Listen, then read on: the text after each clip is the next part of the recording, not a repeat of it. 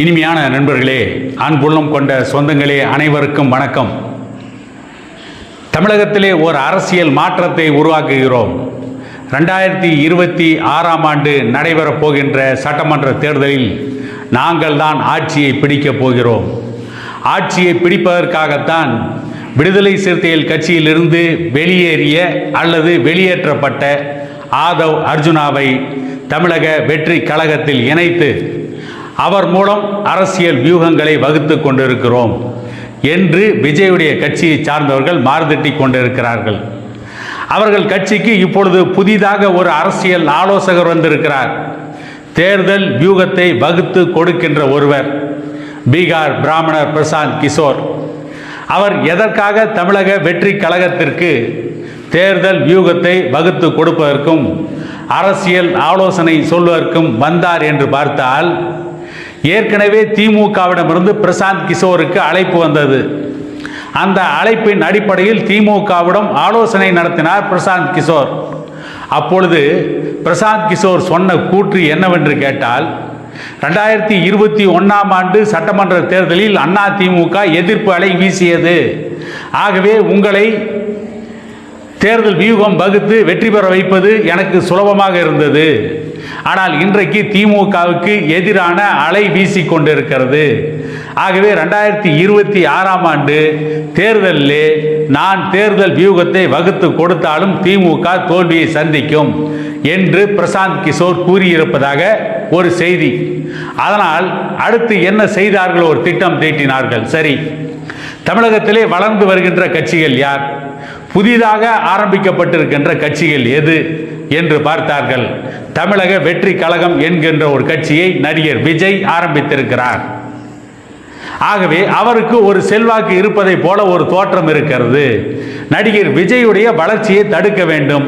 2026ஆம் ஆண்டு தேர்தலில் விஜயுடைய கனவை தவிடுபொடியாக்கி அவரை அரசியலை விட்டு விரட்ட வேண்டும்.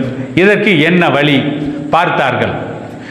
இன்னொரு விஷயம் என்னவென்று கேட்டால், விஜய் ஒன்று மிகப்பெரிய அரசியல் செல்வாக்கு பெற்ற தலைவர் அல்ல. அதிமுகவை ஆரம்பித்த மக்கள் செல்வாக்கு பெற்ற எம்ஜிஆரை போல ஒரு மிகப்பெரிய மக்கள் செல்வாக்கு நடிகர் விஜய்க்கு இல்லை என்பது அனைவருக்கும் தெரியும். ஆனால் தமிழக மக்களுடைய பலகீனம் என்னவென்று கேட்டால், இந்த தமிழக மக்கள் பெரும்பாலும் போராளிகளை விட நடிகர்களையே அதிகம் நம்புவார்கள். அந்த நடிகர்களை நம்பி அவர்கள் பின்னால் போய் நாசமானதற்கு பிறகுதான் அந்த நடிகர்களை பற்றி புரிந்து கொள்வார்கள். இது தமிழகத்திலே தொன்று தொட்டு நடந்து கொண்டிருக்கின்ற ஒரு நடைமுறை.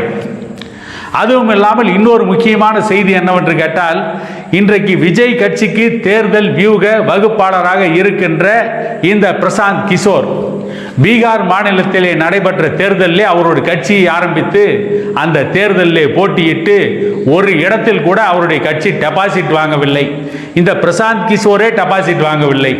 தேர்தல் வியூகத்தை வகுப்பதில் மிக சிறந்த நாணி, மிகப்பெரிய அறிவாளி, மிகப்பெரிய புத்தி கூர்மை படைத்தவர் என்றெல்லாம் சொல்லப்பட்ட பிரசாந்த் கிஷோர் பீகார் மாநிலத்தில், அவருடைய சொந்த மாநிலத்தில் படுதோல்வியை சந்தித்து டெபாசிட் கூட வாங்க முடியாமல் அவல நிலைக்கு தள்ளப்பட்டார்.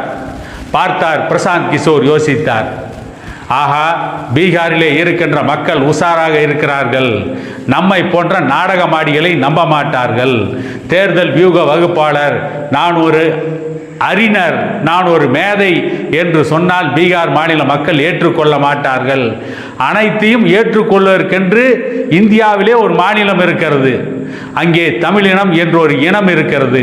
அவர்கள்தான் இப்படிப்பட்ட பிரசாந்த் கிஷோரை போன்ற இளிச்சவாயன்களை கூட அறிவாளி என்று ஏற்றுக்கொள்வார்கள்.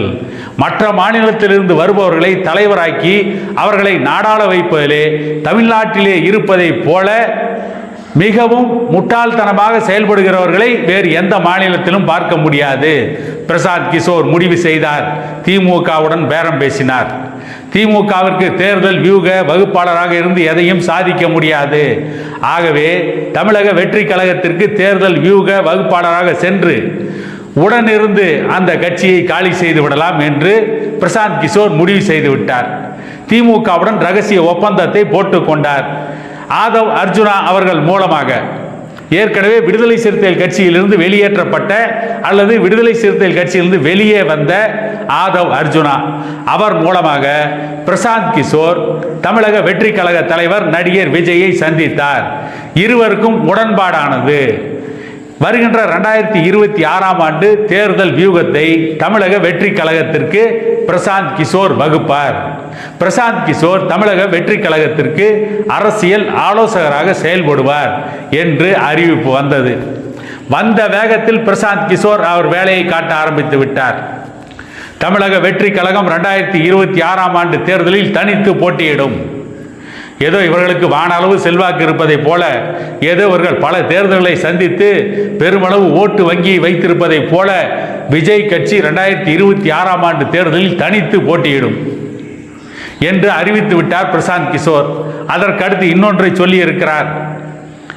விஜய் கட்சியுடன் கூட்டணி வைத்துக் கொள்ள அதிமுக துடிக்கிறது என்று பிரசாந்த் கிஷோர் சொல்லி இருக்கிறார். இதனுடைய பின்னணி என்னவென்று கேட்டால், விஜய் கட்சி அதிமுகவோடு கூட்டணி வைக்க துடித்துக் கொண்டிருக்கிறது, அல்லது அதிமுகவிற்கு மறைமுகமாக தூது அனுப்புகிறார்கள், அதிமுகவிற்கு சமிக்சை கொடுக்கிறார்கள். 2026ஆம் ஆண்டு தேர்தலில் அதிமுகவோடு கூட்டணி வைத்துக் கொள்ள தமிழக வெற்றி கழகம் தயாராக இருக்கிறது, விஜய் தயாராக இருக்கிறார், எங்களை அணுகலாம் என்று ஒரு விளம்பர பலகை மாட்டாத குறையாக அதிமுக விஜய் கட்சியோடு கூட்டணி வைக்க துடிக்கிறது. இது எப்படி என்று கேட்டால், கிராமப்புறத்திலே ஒரு பழமொழி சொல்வார்கள், பக்கத்து இலைக்கு பாயாசம் கேட்பது. விருந்து நடைபெறுகின்ற பொழுது, ஒரு நல்ல நாட்களில், ஒரு திருவிழாவில், ஒரு மணவிழாவில் விருந்து நடைபெறுகின்ற பொழுது பக்கத்திலே இருக்கின்ற இலைக்கு பாயாசம் கேட்பார்கள். அப்பொழுதுதான் அவர்களுக்கு பாயாசம் ஊத்துகின்ற சாக்கில் தானும் பாயாசம் வாங்கி கொள்ளலாம் என்கின்ற ஒரு நப்பாசை. அதைத்தான் பிரசாந்த் கிஷோர் இப்பொழுது பயன்படுத்துகிறார்.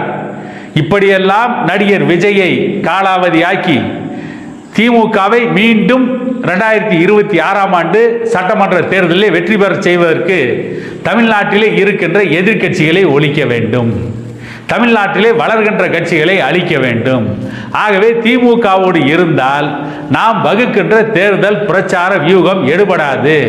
ஆகவே திமுகவின் எதிரிகளோடு நின்று அந்த எதிரிகளை ஒழித்து விட்டால் திமுக வெற்றி பெற்றுவிடும் என்று திமுகவுடன் போட்ட ரகசிய உடன்படிக்கையின் அடிப்படையில் தான் இன்றைக்கு பிரசாந்த் கிஷோர் விஜய் கட்சிக்கு தேர்தல் வியூக வகுப்பாளராக, அரசியல் ஆலோசகராக செயல்பட்டு கொண்டிருக்கிறார்.